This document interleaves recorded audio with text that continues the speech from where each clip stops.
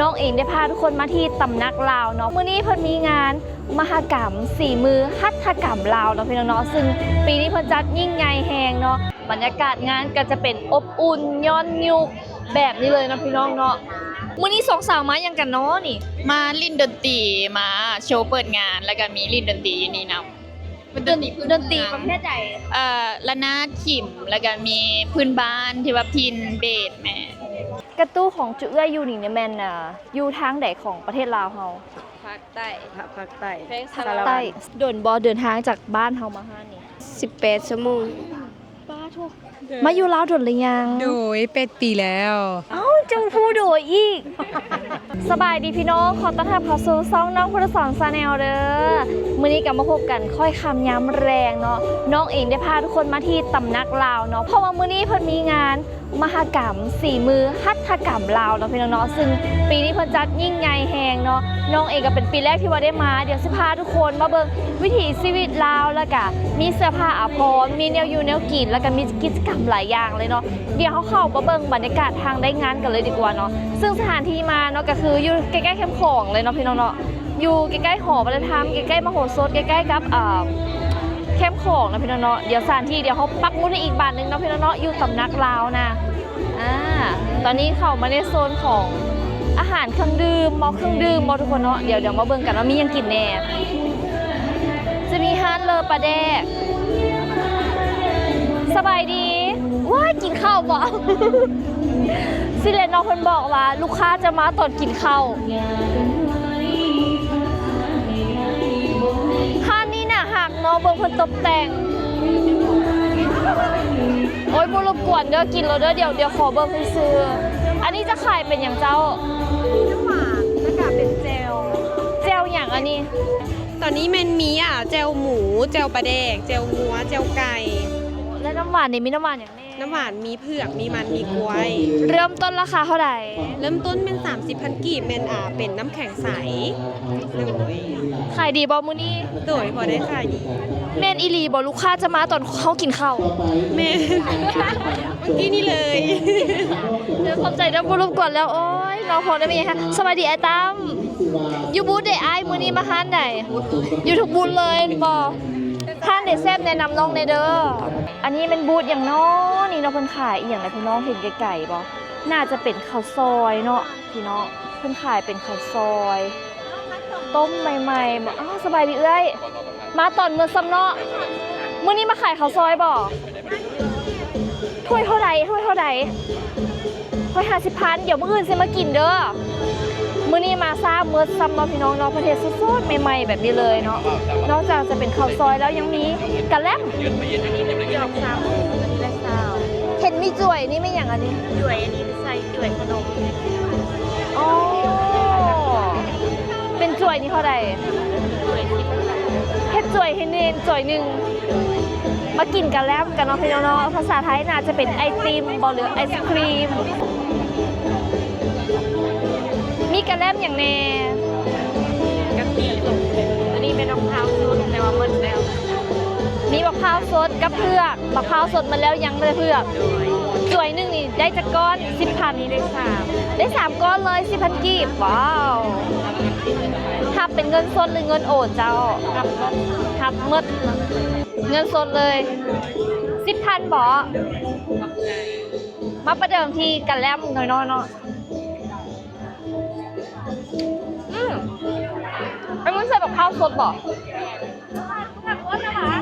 กะทิเขาจะใส่เป็นแบบข้าวสดๆเนาะเฮ็ดเป็นน้ำกะทิบ่แม่นกะทิป่องเพราะว่ามันจะมีความหอมความกลมกล่อมที่ต่างนะครับเราเอาตื้มบรรยากาศงานก็จะเป็นอบอุ่นย้อนยุคแบบนี้เลยนะพี่น้องเนาะผู้ใดมานี่ก็พากันแต่งตัวสวยงามเหลือเกินเนาะพี่น้องเนาะสาวลาวหลายอยู่ในงานนี่น่ะได้ยังกินแล้วบ่เจ้ายังกินกันแล้วน้องเว้ยบอกขอบใจซื้ออีหยังคือมาพุงงามซื้อน้ำส้มเด้อมากับไผ่มื้อนี้มูอย่าฟ้าไปมูซื้ออย่างเนาะแก้วมื้อนี้สองสาวมายังกันเนาะนี่มาลิ้นดนตรีมาโชว์เปิดงานแล้วก็มีลิ้นดนตรีอยู่นี่นำดนตรีประเภทใดระนาดขิมแล้วก็มีพื้นบ้านที่ว่าพินเบสแม่อยู่จักโมงหาจักโมง จังโมงค่ะจังโมงน่าจะแล้วงานกันอยู่จะแมนประมาณ7-8 โมง ยังจะขึ้นอีกอยู่บอก โดยแมนอันนี้มันลิ่นไปเรื่อยๆเลยแล้วก็อันนี้ก็อีกจักหน่อยก็สิเบิดแหละเป็นรายการ คันอยากเบิ่งเจ้าลินโซนี่ยังสิได้โซอีกบอก โดยแมนยังสิโชว์อีกจักหน่อยก็สิลิ่นอีก เดี๋ยวสิมาจอบเข้าใจเด้ออาหารลาวพี่น้องมาเบิ่งเมนูแน่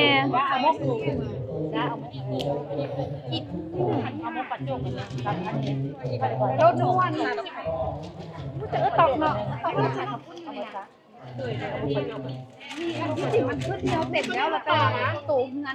เป็นเจลเป็นมุกเนาะพี่น้องเนาะมุกปลาโจ้อันนั้นน่ะบ้านี่เฮ็ดใหม่ๆขายใหม่ๆแบบนี้เลยเนาะพี่น้องเนาะแม่ค้ากับผู้งามพี่น้องเห็นบ่สบายดีขายจนบ่ทันพี่น้องขายดีเนาะอาหารประเภทสดใหม่ๆเลยหาก็เปิดห้างเลยเนี่ย นอกจากนี้ยังมีข้าวต้มหมูพร้อมข้าวต้มหมูข้าวต้มต่องเค็มอันนี้ไม่อย่างนะเจ้าแอบสาลีอันนี้เดี๋ยว อันนี้เป็นข้าวหางข้าวกล้ำอันนี้เป็นข้าวหางของมันข้าวเหนียวข้าวธรรมดา โอ้เบยไว้ซิเป็นไห้ซิมบุหรือเจ้าเลยไห้เบิ่งซิมได้ตัวได้แซ่บเจ้าเข้ามาดีอันนี้กินแล้วเลยอันนี้กินแล้วเลยเจ้า อันนี้เป็น3,000 เขากินได้เลยเขาใส่น้ำตาลบ่หรือว่ากินเลย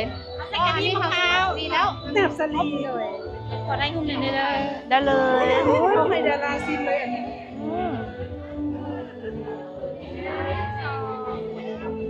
ถ้าไทยฮู้น้ำเพิ่นเนาะให้เพิ่นซิมโลดเพราะว่าเพิ่นเป็นคนดัง โอ้ยขอบใจเด้อเอ้ยเข้าใจดีขนาดเลย อันนี้เนี่ยซารีเฮ็ดเองเลยบอกมื้อนึงเฮ็ดหลายปานใด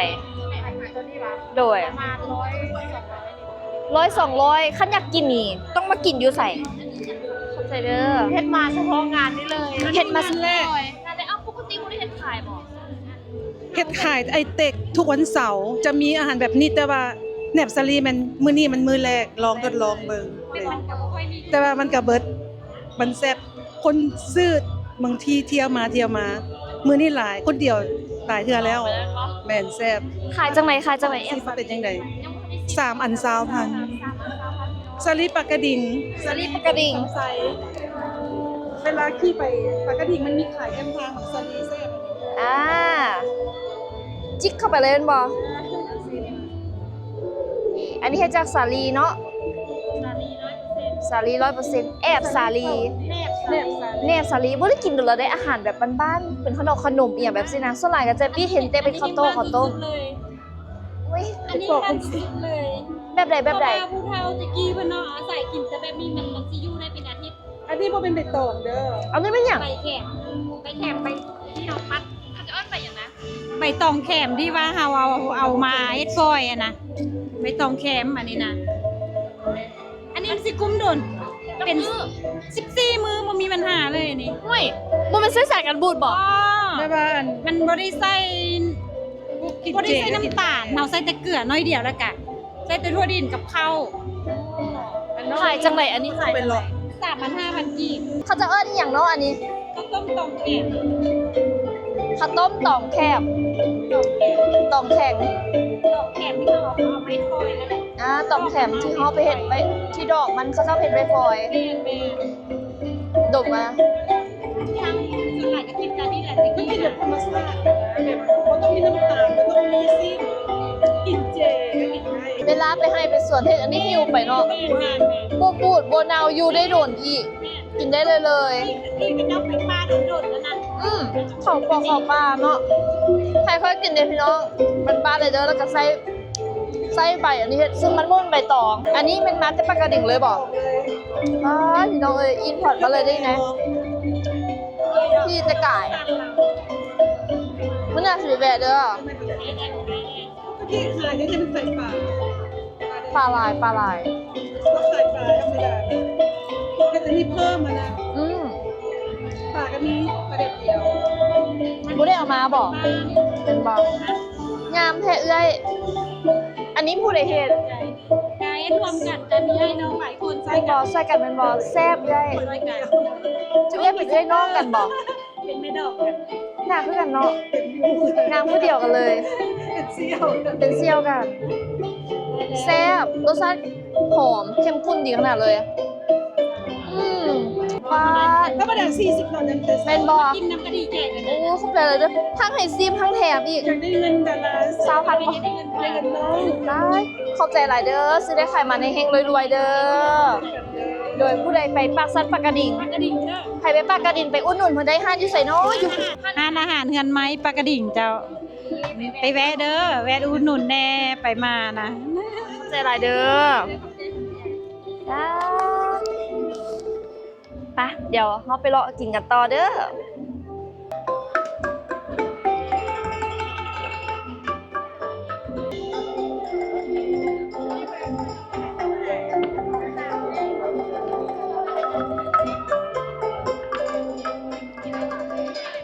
ป้าพี่น้องมาเจอไอ้ติ๊กโบเห็นหน้าเห็นตาโดนเป็นเอื้อหาของน้องเองมื้อนี้มาพ่อกันที่งานแนะนำตัวใน โดยอันนี้เป็นงานของสมาคมหัตถกรรมเนาะจัดขึ้นเป็นครั้งทำอีทอยู่หอนี่แต่ว่างานหันแม่นเป็นครั้งที่24แล้ว แต่ว่ามาจัดอยู่ตำนักผ้าไหมลาวนี่เป็นครั้งแรกล่ะในนามของสมาคมหัตถกรรมนะเอ้ยแม่นหนึ่งในคณะรับผิดชอบจัดงานแล้วก็หน้าที่ก็แม่นเพิ่นให้รับผิดชอบสถานที่รับผิดชอบจัดสถานที่แล้วก็รับผิดชอบขบวนพาเหรดเดินแบบเปิดงานเมื่อกี้นี้ขบวนพาเหรดเปิดงานเนาะมีความภาคภูมิใจที่ว่าได้มีส่วนร่วมกับงานนี้ เห็นงานออกมาเห็นผู้ใดก็มีความซื่นชมงานเฮาก็รู้สึกว่าดีใจ เห็นงานนี่สมซื่อมหกรรมอีดีงานใหญ่ๆทั้งเมื่อนี่มีจักห้ามีจักบูธนี่เอื้อย มี130บูธอยู่ทางเบื้องนั้นแล้วก็เบื้องนี้จะมีหัตถกรรมอยู่ละแม่น8บูธเนาะแล้วรวมทั้งหมดอยู่ในงานเป็น138บูธเนาะตัวนี้โซนเบื้องนั้นน่ะจะรวบรวมเอา7แขนงการของหัตถกรรมแขนงแผ่นแพ้เนาะมีแขนงเครื่องจักสานมีแขนงเครื่องเงิน มีแขนงเครื่องปั้นดินเผามีแบบเป็นวัตถุพันธุ์มีหยังเพิ่นก็แยกออกเป็นหลายๆแขนงเนาะโซนพิเศษโซนนี้เพิ่นจะเฮ็ดเป็นโซนแบบว่าย้อนยุคไปเนาะเป็นโซนเขาเจ้าเอิ้นว่าเป็นโซนตลาดลาวบูหานเนาะตัวโซนนี้ที่ว่าผู้ใดมาแม่นบ่ได้ถ่ายรูปกับโซนนี้ถือว่าบ่ได้มางานนี้ เข้ามานี่คือทะลุมาอีกมิติหนึ่งเลย มื้อนี้เป็นมื้อทำอีทที่เปิดงานเนาะมื้อต่อไปจะมีประกวดเฮ็ดหมักเบง อุ้ยบักเบ่งลาวนี่ แม่นเป็นการเฮ็ดหมักเบงลาวเนาะแล้วก็ต่อมาจะมีกิจกรรมประกวดฟ้อนลำวงลาว ก็ถือว่ามีหลากหลายกิจกรรมน้องเองหากันมาก็ยังย่างบ่ทันค่อยเลย แล้วก็รู้สึกตื่นตาดีมันรู้สึกแบบมันค่อนคลายมันรีแลกซ์แล้วมันได้ย้อนยุคมันได้มาเห็นวิถีชีวิตดั้งเดิม เห็นเสื้อผ้าอาภรณ์หลายๆชนเผ่าในลาวเฮาก็คือมารวมตัวกันในงานนี้แม้กระทั่งสุภาพเบียร์ที่น้องใส่อยู่กระตุ จากเผากระตู เผากระตู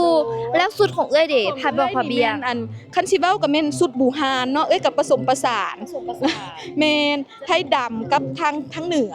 โดยผสมผสานมันจะบ่แม่นสุดของเผ่าใดเผ่าหนึ่งแม่นอันนี้แม่นมาผสมผสานแล้วโดย คันอยากได้ผ้าเก่าผ้าโบราณหรือว่าเป็นสุดทำไมนี่ไปเบิ่งอยู่ในห้านเอ้ยนี่แม่นอยู่ไส ฮั่นเอ้ยแม่นฮั่นเครือไหมเนาะที่จริงบ่ได้แม่นเกี่ยวกับผ้าเก่าฮั่นเอ้ยแม่นฮั่นที่ว่าเอาผ้าแพรเอาผ้าฝ้ายลาวเอาไหมลาวมาแปรรูปเป็นเสื้อผ้าเป็นผลิตภัณฑ์บ่ว่าจะเป็นของฝากของต้อนคือกระเป๋าแม่นหยังจังซี่เนาะแต่ว่าถ้าน้องอยากฮู้อยากได้ผ้าเก่าหรือว่าแม่นหยังในงานนี้แม่นมาถึงงานแล้วหลายห้านมีผ้าเก่ามีหยังหลายมีแต่ว่าเลาะให้มันควย วิธีจะไหนสิเลาะควายได้ยินว่าภายในงานนี่นะบ่ว่าจะเป็นพ่อค้าสาวขายแม่ค้าแม่ขายเนาะเพิ่นมาแบบทั่วของประเทศลาวเลย ปีหนึ่งเนาะเพิ่นสะสมผลงานของเพิ่นมา1 ปี งานหัตถกรรมนี่แม่นงานที่เพิ่นมาอวดโซผลงานที่การผลิตของเพิ่นจะเพิ่นบ่มาโซละล่ะเพิ่นมีสินค้าที่ว่าเพิ่นสะสมมาเฮ็ดเองมาเป็นปีนะมาขายอยู่ในงานนี้พลาดงานนี้ถือว่าปีหนึงมีเทื่อเดียวเนาะก็สิท่าอีกปีหน้าโดย งานนี่เริ่มตั้งแต่มื้อนี้จนฮอดมื้อใด งานนี่แม่นเริ่มแต่มื้อนี้วันพุธวันที่22เนาะไปจนฮอดวันอาทิตย์วันที่26 แล้วงานเริ่มจากโมงหาจากโมงได้ งานนี่แมันเริ่มแต่9โมงเช้าหา7โมงแลงเด้อเริ่มแต่9โมงหา17โมงแต่ว่าเฮาก็เบิ่งคนที่จะมาเลาะเนาะ รุ่นบอกติดๆอยู่7โมงน่ะ ถ้าสมมุติว่า7โมงยังมีคนหลายเนาะแต่ละห้านก็จะบ่ปิดโดย เดินไปไหลแมนแต่ละห้านก็จะไหลไปเลยโดยเซิญสวนกันมาหลายๆมากินข้าวสวยอยู่นี่ก็ได้มากินข้าวแลงอยู่นี่ก็ได้แล้วกันเลาะเซิญกันมาหลายๆ เพื่อบ่ให้งานปิดไว้ ฝากติดตามเด้อพี่น้องเด้อแล้วสถานที่เด้จัดอยู่บอนใดไผแบบไปบ่ฮอดจอดบ่ถึงนี่เขาต้องสังเกตบอนใด สถานที่เขาติดกับหอคำมันจะมีเส้นเดียวไหลลงมาทางห้องหมอมโหสถถ้าขี่ซื้อไปมันจะไปเส้นแคมป์ของเฮาบ่ขี่ซื้อเจอสี่แยกแล้วเฮาเอี้ยวขวามาแล้วก็สิเจองานเลยอยู่ขวามือ เด้อขอบใจไอ้ติ๊กละลายเด้อเดี๋ยวน้องไปรอตื่มก่อนป้าดพี่น้องมื้อนี้ก็มาเฮ็ดขันบักเบ่งอันนี้เขาจะเอิ้นขันบักเบ่งอีหยังนะ เป็นพุ่มดอก3 ปีแบบหลวงพระบางเจ้า มานี่จะจักมือแล้วนี่ แล้วก็มาเพราะไม่ได้เป็นมือแรก เป็นคนเฮ็ดเวียกอยู่เวียงที่บ่หรือว่าอยู่ไส เป็นคนสวรรณเขต สาวัณเขต ปกติแม่นมางานนี้โดยเฉพาะบ่ แมน อยู่สวรรณเขตอีกอยู่เมืองใด อยู่เมืองไซผู้ทอง แล้วทางนี้เด้ อยู่นครหลวงเวียงจันทน์เจ้า แต่ว่าอันบ้านเกิดอยู่สวรรณเขตคือกัน มาฮู้จักงานนี้ได้จังได๋ เพิ่นเซิญมาเจ้า ผู้เดียวบ่ มีไอ้หักเพิ่นมานี่ก็เลยว่ามาซอยเพิ่นขายเครื่อง จนฮอดจบงานเลยบ่ แมน ได้ไปเที่ยวไสแดนแล้ว ยังบ่ได้ไปรอใส่เลย มีแต่เผาบูธ เฮาบูธอันนี้เป็นบูธเกี่ยวกับหยังนะ อันนี้มันเป็นเกี่ยวกับขายผ้าไหมแล้วก็นำเสนอนี่แหละ เป็นบักเบงอันนี้แม่นเฮาจะเอาไปประกวดนํบ่ แม่นมื้ออื่นมีการประกวดพระควันเจ้า คิดว่าเฮาสิได้ที่เท่าใด ได้ที่3ก็ยังดี เนาะคือขันบักเบงตัวนี้นี่ เป็นเอกลักษณ์ของแขวงใดเป็นพิเศษบ่ ของนครหลวงพระบางเจ้า ของนครหลวงพระบาง แม่นเจ้า ก็จะมีการประกวดขันบักเบงพร้อมเด้อพี่น้องเด้ออย่าลืมมาเบิ่งเด้อเนาะก็สิมีหลากหลายเลยบ่ว่าจะเป็นหลายๆแขวงในลาวเฮาเนาะมีผู้ใดแน่ลงประกวดคู่แข่งเฮา เพิ่นกำหนดให้10 ทีมก็สามารถมาประกวดได้ทั่วประเทศเลย โดยมีอันจำปาสัก สวรรณเขต คำมวน นครหลวงแล้วก็จนฮอดหลวงพระบางเจ้า เมื่อประกวดมันมื้อใด มื้ออื่นเจ้า จักโมง มื้ออื่นก็ประมาณตอนบ่ายๆไปเจ้า เอาไปขึ้นเทิงเวทีนี่บ่ แม่นทั้งวิธีเลยเจ้าเลยก็พรีเซนต์ผู้ละ5นาทีว่ามีต้นกำเนิดมาจากแขวงใดเจ้า เฮ้ยเริ่มจากโมงแท้ ก็น่าจะเป็นประมาณ3โมงเป็นต้นไป ๆอุ้ยอยากมาเบิ่งพี่น้องต้องมา แต่ละพื้นที่แต่ละภาคเพิ่นก็สิมีเอกลักษณ์ที่บ่คือไผแล้วสุดที่เฮาใส่นี่เขาจะเอิ้นสุดชนเผ่าหยัง ต้นเผ่าผู้ไทยเจ้า ชนเผ่าภูไทยชนเผ่าภูไทยนี่ถือว่าเป็นชนเผ่าที่ใหญ่ แล้วก็มีหลากหลายพื้นที่เลยเนาะ อันนี้เองก็ได้ไปทางฝั่งไทย ก็เห็นชนเผ่าภูไทยนี่ก็หลายๆเนาะเว้าเรื่องชนเผ่าภูไทย ภาษาปากเว้า จะอยู่ใส่ประเทศใดก็คือเว้าคือเดียวมาเลย อันนี้เด็กเป็นคนภูไทยแท้บ่ โมเมนต์แท้ ผู้ไทยปอบ อยู่สวรรณเขต เจ้าเดซ่า บ่เป็นผู้ไทย บ่เป็นผู้ไทย ผู้ชายผู้ไทย ลงมักผ่าภูไทยแม่นผ่าภูไทยตั้งงามมีเอกลักษณ์เนาะผู้ไทยนี่ก็งามอีหลีมีเอกลักษณ์ผู้ใดเป็นผู้ไทยเนี่ยพี่น้องคอมเมนต์บอกน้องหน่อยเด้อตอนนี้ยังมาที่โซนอาหารเนาะเข้ามาซ่าหลายห้างก็ปิดหมดแล้ว อันนี้เป็นหยังนะเจ้า ปิดอันนี้เป็นกล้วย ผลิตภัณฑ์จากกล้วยนำมาธรรมชาติ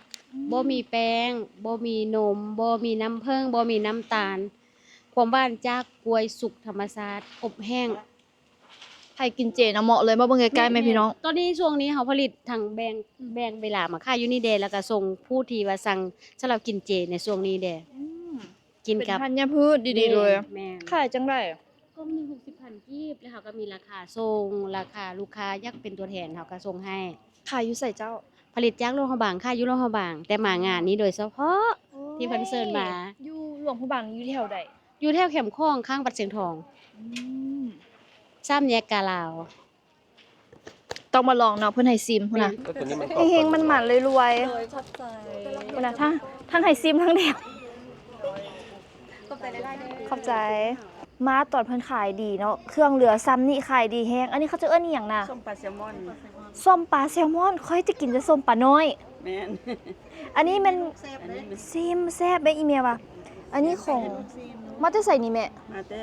สายดงสวัสดิ์ ดงสวัสดอยู่เวียงเฮานี่บ่ แม่นเมืองศรีสัตนา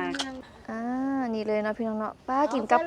ข ข้าวเหนียวฮ้อนๆดิอีแมวหิบกินอย่าเว้าอะไรเดี๋ยวมันสิเหี่ยอีก อุ้ยคำเมียเลยน่ะหอม แซ่บบ่ แซ่บหอมขึ้นทอดข้าวเหนียวข้าวฮ้อนๆข้าวเหนียวข้าวเจ้าก็ได้กุ้ยกินนะป้าแซ่บเลย ตักอีกตักอีก พอแล้วพอแล้วเดี๋ยวมื้ออื่นสิมาซิมอีกมื้ออื่นสิปั้นข้าวเหนียวมาพร้อม มีข้าวเหนียวอยู่แม่ก็มี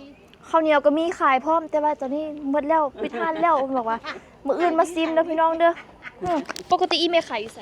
อยู่อันดงสวัสดิ์บ้านดงสวัสดิ์กลุ่มของกลุ่มสะพานแม่ยิงบ้าน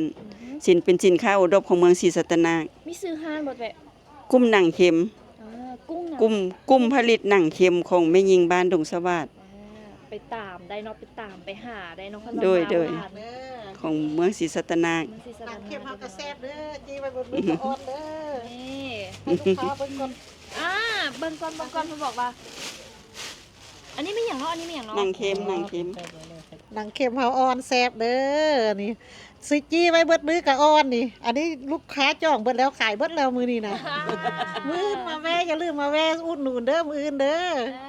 จีหมดมือก็ยังอ่อนเลยพี่น้องเลยลองมาซิมเด้นี่ขอบใจนะแม่เด้อ ขอบใจ ไปเลาะกระตืมอันนี้ก็เป็นโซนอาหารอีกจุดหนึ่งเนาะปฏิสิภาไปโซนเสื้อผ้ากันปะสุดที่จุเอ้ยไซนี่มันโซนเผาอย่างเจ้ากระตู้ผ้าเบียงนี่กับกระตู้แม่นบ่ แม่นแล้ว กระตู้ของจุเอ้ยอยู่นี่เนี่ยแม่นอยู่ทางใดของประเทศลาวเฮา ภาคใต้ ภาคใต้ แพงสา สาร วั ใต้ ตร สารวัตรนาเขตเนาะพี่น้องมาฮู้ชื่อเสียงเฮียงน้ำก่อนอย่ามาคุยใกล้ชื่อหยังเนาะ ชื่อหนู อันนี้เด้ ชื่อบัวล่า มาแต่ใส่เจ้า มาแต่สารวัน มางานนี้โดยเฉพาะเลย โดย ปกติขายอยู่ใส่ อยู่บ้าน ซื้อห้านมาจากไหน นางหนูหัตถกรรมเผากระตู เจ้าเป็นคนเผากระตู้บ่ โดย สบายดีนี่มาจากไหน กระย่อย ฮะ กระย่อย ไก่ย่อย กระย่อย ไก่ย่อยคอยฮักเจ้าดิ อากูอยู่อาไม่ เอามาไหม อากูอยู่อาไม่ ซื้อหยัง ซื้อผิง ซื้อพิงอันนี้ก็ซุ่มเผากระตู้คือกันบ่ แมน มาในจักมือแล้ว 2-3 มื้อแล้ว 3มื้อแล้ว โดย เฮียนอยู่ห้องไหนล่ะ ออกแล้ว จักปีแล้วนี่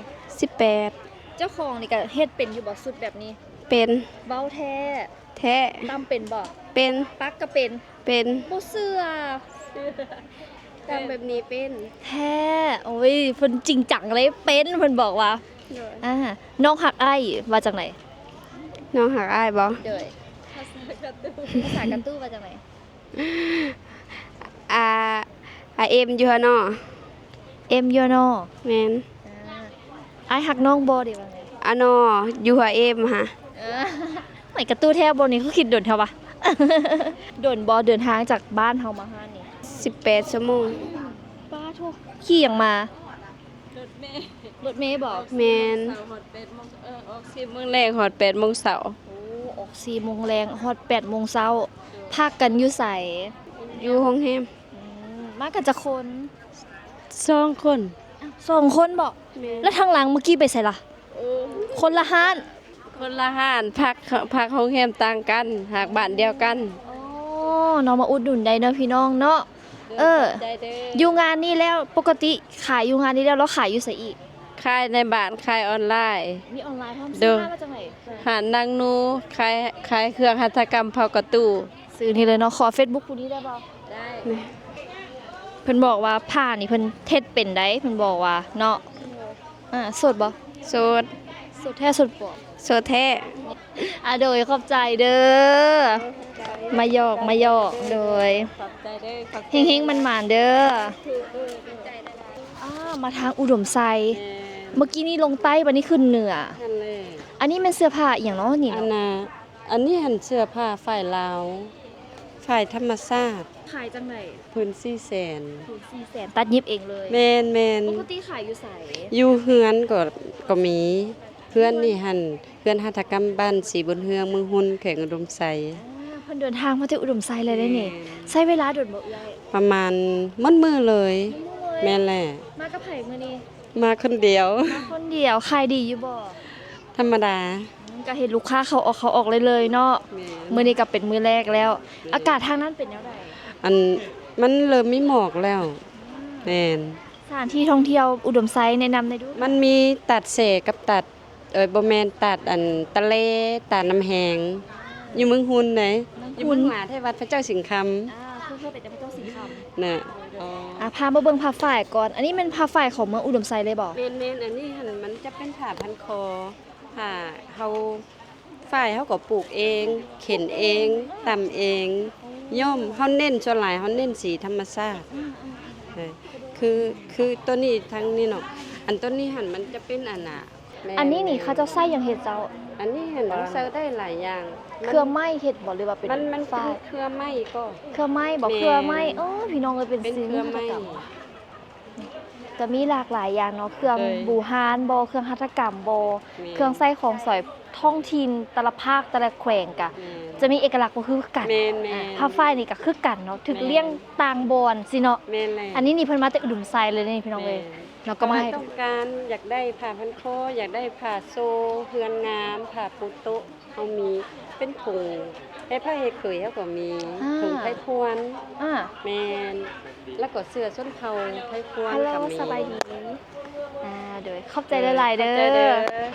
นี่ผ้าผืนงามๆแบบสิเลยเนาะ แม่ผ้า ปกติผืนเท่าใดแบบนี้ อันนี้เฮาส่งผืนละแสน ผืนละแสนกีบพี่น้องเนาะ ผืนละแสน โดยขอบใจหลายๆสิได้ใครมาเด้อนี่พี่น้องเอ้ยมาเบิ่งได้เด้อละครับน่าฮักทั้งนั้นเลย อันนี้เป็นสุดอินเดียบ่เจ้า โดยสุดอินเดีย เอ้าเจ้าผู้โดยอีก เว้าได้น้อยหนึงภาษาลาว เจ้าผู้งามหลายเด้อ ขอบใจ You're beautiful แฮงเจ้าซื้อว่าจังได ฮีรู้ ซื้อประเสริฐก็ได้ซื้อลาวประเสริฐ ประเสริฐมีซื้อลาวบ่เจ้า จำปา ซื้อมวนแฮงซื้อจำปา มาอยู่ลาวโดนหรือยัง โดย8 ปีแล้ว มาเฮ็ดอีหยังอยู่ลาวนี่ เฮาสอนฝึกหายใจนึ่งสมาธิโดย ค่า คือ กั กัน นอืม อุ้ยเคยเห็นแต่ในโทรทัศน์แบบไหนแบบนั่งสมาธิมีเสียงดนตรี แม่นนึ่งสมาธิตัวเองบ่มีเสียงมาแต่เอง เสียงตัวเอง แม่ คันอยากไปติดตามไปเบิ่งนี่ติดตามได้บ่ ได้ ติดตามได้ทางใด Art of Living yeah we invite you to Art of Living Center แน่แปลให้ดูพี่น้องเอ้ย เซิ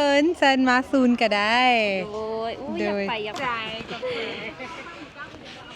สบายดีมื้อนี้กับเวลาหน่อยนะพี่น้องเอ้ยพาเลาะได้เล็กๆน้อยๆเนาะผู้ใดอยากมาสัมผัสเองก็มาได้เด้อเนาะแถวเรียบฟังแคมป์ของนี่เลยเนาะใกล้ๆนี่ตำหนักลาวบอกเขาจะลดเดี๋ยวเขาจะพามาเนาะพี่น้องเนาะใกล้ๆกับมโหสถนี่เลย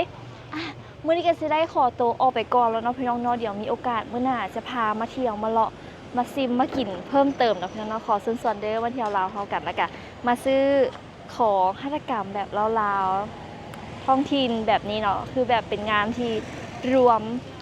หลายๆภาคส่วนเนาะแล้วก็หลายๆชนเผ่ามาในงานเดี่ยวกันเลยแล้วก็มีกิจกรรมอีกหลากหลายเพราะตอนนี้ก็จะได้ขอตัวไปก่อนแล้วเนาะพี่น้องเนาะได้หลายอย่างเลย อันนี้ก็เป็นของฝาก แม่ค้าเพิ่นเอาให้ซิมเป็นของมาจากบ้านเพิ่นเนาะไปละไม่ต้องเลยกลับบ้านละบ๊ายบายสบายดี